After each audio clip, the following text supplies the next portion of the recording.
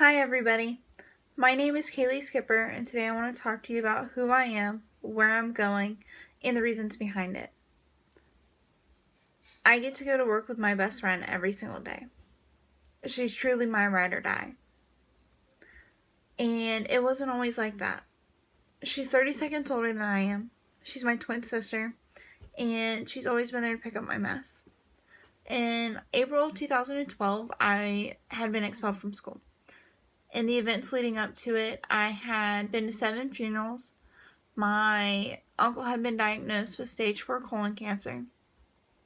My family was going through a financial and emotional drought, and I was still trying to figure out as a teenager who I was, where I was going, what I wanted to do with my life, and who I wanted to be. And so much happened in a matter of months. This all happened in a matter of 7 months, to be exact. It was really hard, and I didn't know what was going on, and I put myself in a position where I got expelled. The reasons I was expelled and what actually happened were 2 different things, but I was never asked what went on, and I wasn't given an expulsion hearing. It was just cut and dry. I started alternative school, and my sister was left to pick up the mess that I had made. She had answered the what happened, where is she, what's going on, is she coming back, is she okay, questions that she shouldn't have had to. And I'll take full responsibility of that. It was my mistake. When I went to alternative school, we had to wear these disgusting yellow shirts that I'm showing you. And we had to wear khaki pants, but they couldn't have been light tan khaki. They had to be dark tan khaki, and they couldn't have been green khaki either. Why, I have no idea. It didn't specify that in the rules. Our principal just didn't like khaki. And I was told that I wouldn't be there very long. I knew that. I was an AB honor roll student. Why would I be there? There was nothing they could do for me. And I was called up to the office and I was told that my dad was on his way to pick me up, that I was too smart to be there, so they sent me to Florida Virtual School. And in the time that I was signing up for Florida Virtual School, I was told by 3 different instructors that I didn't have enough time to finish the coursework I was given. And I told them that I didn't have a choice. It was my only way back to public school where my sister was. And they told me I couldn't do it, that it was impossible. And I told them I have to. It's my only way back to her. So I finished like I told them that I would. It was my one way back. And when I went back to school, I was told that I didn't deserve to go to college, that I was a juvenile delinquent, that I wouldn't graduate with my class, that I didn't deserve the life that I was aiming for. At 16 years old, who tells somebody that? Why would a person employed by a school be allowed to tell them that? My entire world had already crashed. I didn't need to hear that either.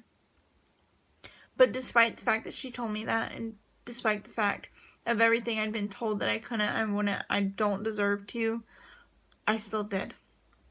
Out of the 120 kids that we graduated with, I graduated in the top 50 of them. I am fixing to finish both my AA degree and my AS degree at 20 years old. And I plan on opening a business with my twin sister to talk about how my decisions affected both her and I together and separately, and how it affected my parents and everybody around me. When you make a decision, it doesn't just affect you. It affects those closest to you and the roles that they have to play. 2 of those people that were around me, one was Patrick Grady.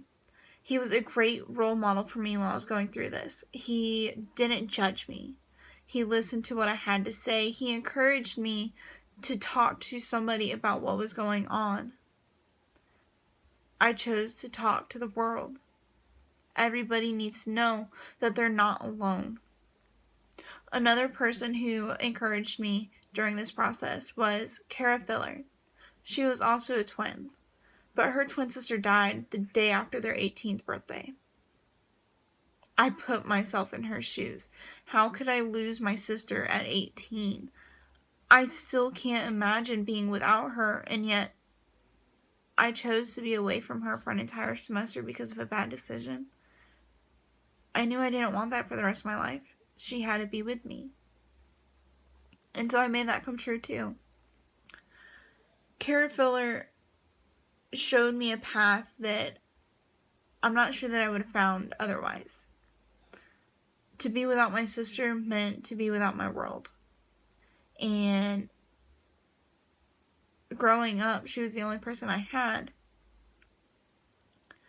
So we decided to go into business together. We're going to open up a business, Never Give Up. And it's going to talk about the decisions I made that caused this entire thing. And it's going to be about how it affected her, how it affected I, how it affected people around us. And it's going to be aimed at students of the ages 13 to 18.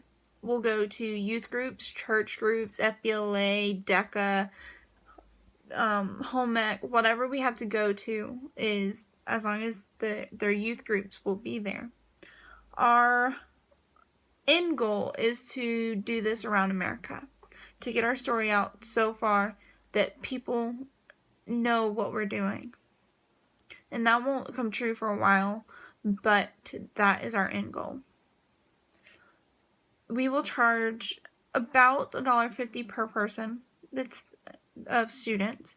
So it could go anywhere from $150 to $6,000, just depending on if we're overnight, if where we are, and who's there, and what equipment we need.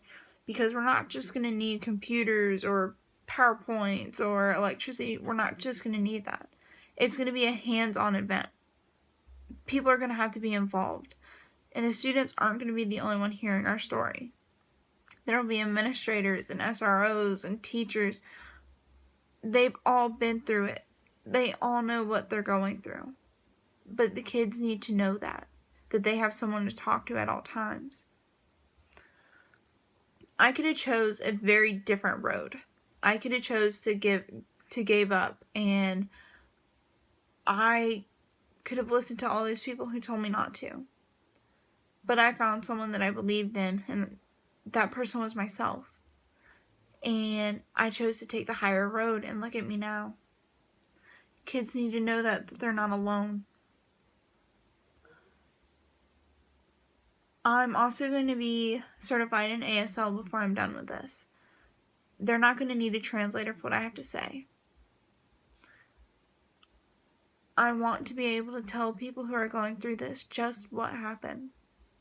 Because they all deserve to know that they're not alone. I am pushing towards a dream that always includes our heart in the clouds. We should enable our kids to think and dream bigger. What's a better way to start? My name is Kaylee Skipper. I dream of a better tomorrow, and I'm working towards it. So I hope you enjoyed this video.